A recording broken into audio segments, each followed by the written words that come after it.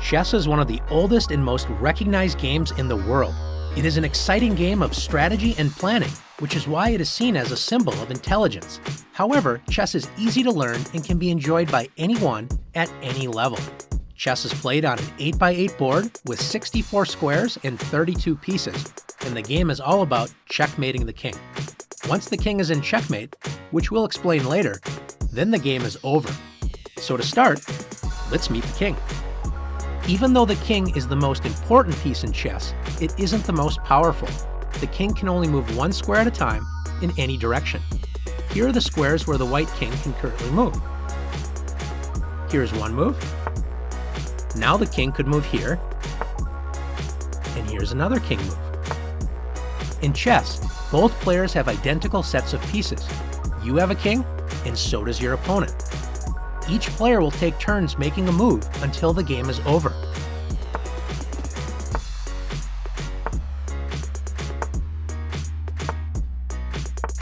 Now that you've learned how the king moves, it's your turn to practice moving the king. The king might be the most important piece in chess, but the queen is by far the most powerful. Like the king, the queen can move in any direction. Forward, backward, to the sides, as well as diagonally. Unlike the king, the queen can move as far as she wants in any direction. The one thing the queen can't do is jump over other pieces. Let's look at some queen moves. In this position, the queen could go all the way up the diagonal. She could slide all the way across the board. She could now move all the way down here. Or she could make some shorter moves, like here, here, and here's another queen move. Earlier, we mentioned that the queen cannot jump over other pieces. In this position, let's say the queen wants to get to this square. Notice that the king is currently in the way of the queen. So the queen would have to move to another square first, and only then, on the next turn, could the queen move here. Now that you've learned how the queen moves, it's your turn to practice moving the queen. After the queen, the rook is the second most powerful piece. It can move up, down, and to the sides as far as it wants, but the rook can only move in straight lines. Like the other pieces we've looked at so far, the rook also can't jump over any other piece. Let's take a look at some rook moves. In this position, the rook could move straight up, it could slide to the corner, it could move all the way down the board, now it could swing to the other side, or it could make some shorter moves, like here and here. Now that you've learned how the rook moves, it's your turn to practice moving the rook. Bishop is one of the most interesting pieces in chess because it can move as far as it wants, but only on diagonals. The bishop, just like the other pieces that we've met so far, cannot jump over other pieces. This means that the bishop has to stay on the same colored square it starts the game on for the entire game. In chess, you get two bishops. This bishop is called the light squared bishop because it can only travel on the light squares. Meet the other bishop that you have in the game, the dark squared bishop. It moves exactly like the light squared bishop, but only on the dark squared diagonals. Now that you've met both bishops, let's take a look at how they move. With just one move, the dark squared bishop can enter the longest dark square diagonal on the board. Let's do the same with the light squared bishop. Now, notice no matter how many bishop moves we make, the bishops never cross paths. They never block each other. And the reason why is because they're on opposite colored squares, so they never interfere with each other. They make a good team. Now that you've learned how the bishops move, it's your turn to practice moving the bishops. The knight is perhaps the most fun piece in chess. It is the only piece in chess that does not move in some sort of straight line. It moves in a strange L shape. The other interesting thing about the knight is it's the only piece in chess that can jump over other pieces, like this.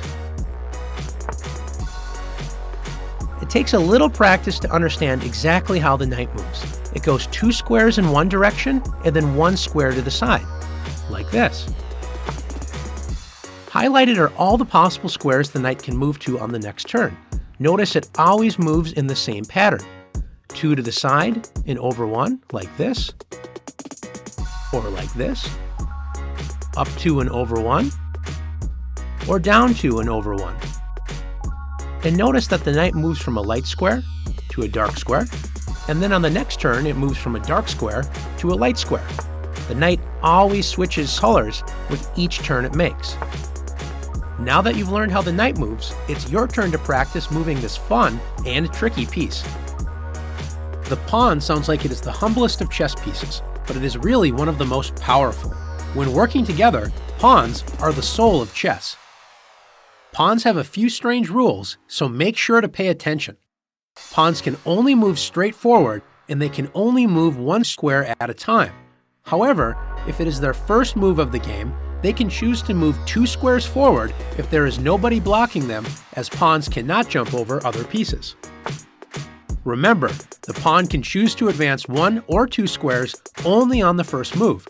On all other moves, the pawn advances 1 square. Pawns are also the only piece in chess that cannot move backwards. One other thing that makes them strange is that while they can only move straight forward, pawns can only capture diagonally, and they can only capture 1 square away diagonally, even if it is their first turn. We will explain capturing in one of the next lessons. Let's see some pawn moves. In this position, since this pawn has yet to move in the game, white decides to move it 2 squares forward. Black, on the other hand, only advances this pawn 1 square. Remember, even though you can move your pawn 2 squares on its first move, you're not forced to do so. White now advances the pawn forward, and now both pawns are blocked and cannot move. In this position, how many white pawns can move? If you said 1, you're correct. Notice that this pawn is blocked by the black pawn directly in front of it. Remember, pawns cannot move backwards. White now has the option to move this pawn up 1 square. Notice this pawn cannot move 2 squares forward because the black pawn blocks it. Now it's your turn to practice using the pawns. Remember, your pawns are the only pieces that cannot move backwards, so what happens when they reach the other side of the board? They get a promotion. You must trade your pawn for another piece. It can be a knight, a bishop, a rook, or the powerful queen. It cannot stay a pawn, and it cannot become a king. Also, it does not have to be one of the pieces already captured in the game. Every pawn has the potential to be promoted into a queen. You could trade it for another queen and have 2 queens on the board, which is incredibly powerful. Now, let's practice promoting some pawns.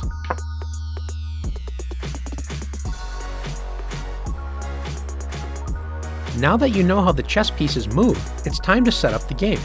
Before you put the pieces on, make sure you turn the chessboard so that there's a light square in the bottom right corner. You can remember this as white on the right. The easiest way to start placing the pieces is to place all of the pawns on the second rank for each side. In chess, rank is the word for row. Let's put all of the white pawns on one side of the board and all of the black pawns on the other side. Now let's put the rooks out in the corners. Let's follow that up by putting the knights next to the rooks. We'll soon learn that the knights are placed on the B and G files. In chess, file is the word for column. To continue, let's put the bishops next to the knights. And now we're left with the king and the queen. Does it matter where they go? Yes, it does. The queen always goes on the matching square. The white queen goes on the light square, and the black queen goes on the dark square. Notice they should be lined up together. Finally, put the kings on the last empty squares. Now you're ready to play. In chess, each side takes only 1 turn at a time, and by tradition, white always moves first. Now that the board is set up, it's your turn to practice making moves for both sides.